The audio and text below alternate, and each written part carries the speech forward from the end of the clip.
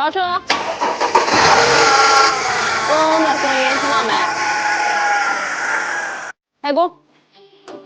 果真有地方在偷偷漏油。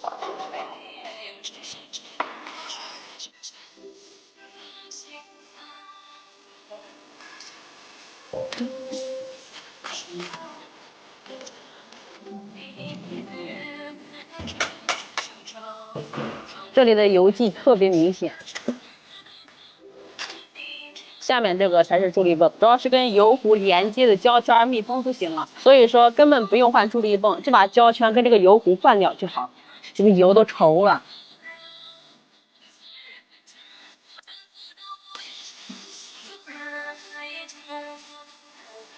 抹点油。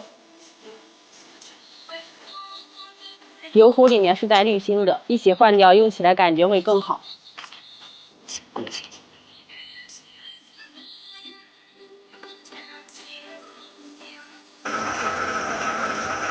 不响了，熄火。油也刚好。